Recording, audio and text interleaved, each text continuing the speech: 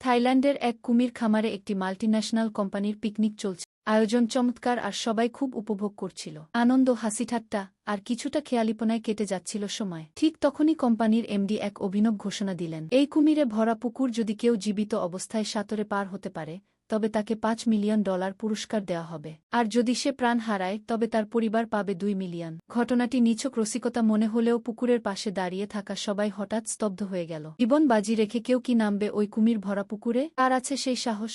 দীর্ঘক্ষণ কেটে গেলেও কেউই এগিয়ে এলো না। কিন্তু হঠাৎই একজন পুকুরে ঝাঁপিয়ে পড়ল। পেছন থেকে সবাই বিস্ময় আর আতঙ্কে চিৎকার করে উঠল।